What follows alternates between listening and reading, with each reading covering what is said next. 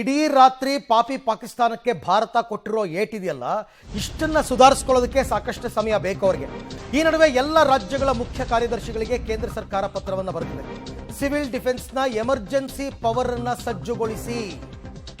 ಎಲ್ಲ ರಾಜ್ಯಗಳ ಮುಖ್ಯ ಕಾರ್ಯದರ್ಶಿಗಳಿಗೆ ಕೇಂದ್ರ ಗೃಹ ಸಚಿವಾಲಯ ಈ ಸೂಚನೆಯನ್ನು ಕೊಟ್ಟಿದೆ.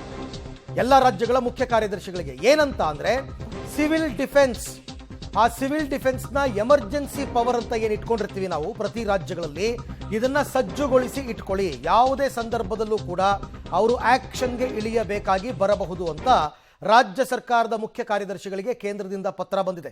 ಕೇಂದ್ರ ಸರ್ಕಾರ ಈ ಸಭೆಗಳ ಮೇಲೆ ಸಭೆ ಮಾಡ್ತಾ ಇರುತ್ತಲ್ಲ, ಯಾಕೆ ಅನ್ನೋದಕ್ಕೆ ಇವೆಲ್ಲ ಉತ್ತರ. ಪ್ರತಿ ಒಂದು ಆಯಾಮಗಳಲ್ಲೂ ಕೂಡ ಕೇಂದ್ರ ಯೋಚನೆ ಮಾಡಬೇಕಾಗುತ್ತೆ ದೇಶದ ಭದ್ರತೆ ಹಿತದೃಷ್ಟಿಯಿಂದ.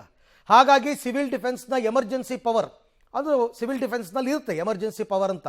ಅಂದರೆ ತುರ್ತು ಪರಿಸ್ಥಿತಿಗಳು ಸಂದರ್ಭದಲ್ಲಿ ಇವರು ಕೂಡ ಸೇನೆಗೆ ಸಾಥ್ ಕೊಡ್ತಕ್ಕಂಥದ್ದು, ಆ ಪವರ್ ಟೀಮ್ ಅವರನ್ನು ಸಜ್ಜುಗೊಳಿಸಿ ಇಟ್ಕೊಳ್ಳಿ ಅಂತಕ್ಕಂಥದ್ದನ್ನು ಈಗ ಕೇಂದ್ರ ಸರ್ಕಾರ ಹೇಳಿರ್ತಕ್ಕಂಥದ್ದು.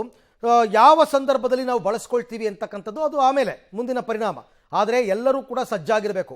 ಒಂದು ವೇಳೆ ಆ ಸಿವಿಲ್ ಡಿಫೆನ್ಸ್ನ ಎಮರ್ಜೆನ್ಸಿ ಪವರ್ನವರು ರಜೆ ಮೇಲೆ ಹೋಗಿದ್ರೆ ಅವರ ರಜೆಗಳನ್ನು ರದ್ದುಗೊಳಿಸಿ, ಆ ಟೀಮ್ನ ಸನ್ನದ್ಧಗೊಳಿಸಿ ಇಟ್ಕೊಳ್ಳಿ. ಯಾವ ಸಂದರ್ಭದಲ್ಲಿ ಬೇಕಾದರೂ ನಾವು ಅವ್ರನ್ನ ಉಪಯೋಗಿಸಿಕೊಳ್ಳಬಹುದು ಅಂತ ಎಲ್ಲ ರಾಜ್ಯಗಳ ಮುಖ್ಯ ಕಾರ್ಯದರ್ಶಿಗಳಿಗೆ ಈಗ ಕೇಂದ್ರ ಗೃಹ ಸಚಿವಾಲಯದವರು ಪತ್ರವನ್ನು ಬರೆದಿದ್ದಾರೆ. ಅದರ ಮುಖಾಂತರ ಸಿವಿಲ್ ಡಿಫೆನ್ಸ್ ಎಮರ್ಜೆನ್ಸಿ ಸೆಂಟರ್ ಅಥವಾ ಸಿವಿಲ್ ಡಿಫೆನ್ಸ್ ಎಮರ್ಜೆನ್ಸಿ ಯೂನಿಟ್ ನಾವೇನು ಕರಿತೀವಿ, ಆ ಯೂನಿಟ್ಗಳು ತಯಾರಾಗಿರಬೇಕು.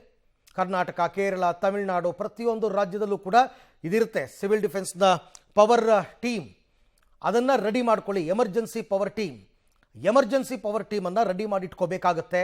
ಅಂದರೆ ಯುದ್ಧ ಇನ್ನೂ ಮುಗಿದಿಲ್ಲ. ಪಾಕಿಸ್ತಾನದವರು ಮುಂದೆ ಯಾವ ರೀತಿ ರಿಯಾಕ್ಟ್ ಮಾಡ್ತಾರೆ ಹೇಳೋಕ್ಕಾಗಲ್ಲ.